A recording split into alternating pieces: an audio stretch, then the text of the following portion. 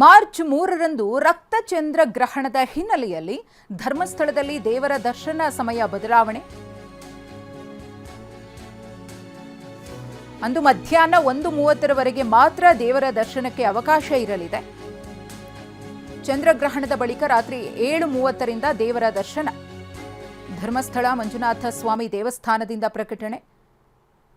March 3ರಂದು ರಕ್ತಚಂದ್ರ ಗ್ರಹಣ ಇರುವ ಹಿನ್ನೆಲೆಯಲ್ಲಿ ಈ ಗ್ರಹಣ ಇದೀಗ ದೇವಸ್ಥಾನಗಳಿಗೂ ಕೂಡ ತಟ್ಟಿದೆ.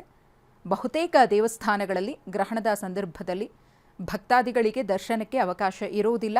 ಅಂತೆಯೇ ಶ್ರೀ ಕ್ಷೇತ್ರ ಧರ್ಮಸ್ಥಳ ಮಂಜುನಾಥ ದೇಗುಲದಲ್ಲೂ ಕೂಡ ಈಗಾಗಲೇ ಗ್ರಹಣಕ್ಕೆ ಸಂಬಂಧಪಟ್ಟಂತೆ ಒಂದಷ್ಟು ಮುಂಜಾಗ್ರತಾ ಕ್ರಮಗಳನ್ನು ತೆಗೆದುಕೊಳ್ಳಲಾಗಿದ್ದು ಭಕ್ತಾದಿಗಳಿಗೆ ಸೂಚನೆಯನ್ನು ಕೊಡಲಾಗಿದೆ.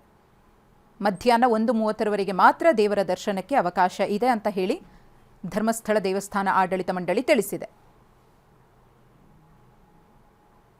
ಇನ್ನು ಎಲ್ಲೆಲ್ಲಿ ಗೋಚರ ಆಗಲಿದೆ ಗ್ರಹಣ? ಕೋಲ್ಕತ್ತಾದಲ್ಲಿ ಸಂಜೆ 5:43ಕ್ಕೆ, ಚೆನ್ನೈನಲ್ಲಿ ಸಂಜೆ 6:21ಕ್ಕೆ ಎಲ್ಲೆಲ್ಲಿ ಮತ್ತು ಸಮಯ. ದೆಹಲಿಯಲ್ಲಿ ಸಂಜೆ 6:22ಕ್ಕೆ ಗೋಚರವಾಗಲಿದೆ.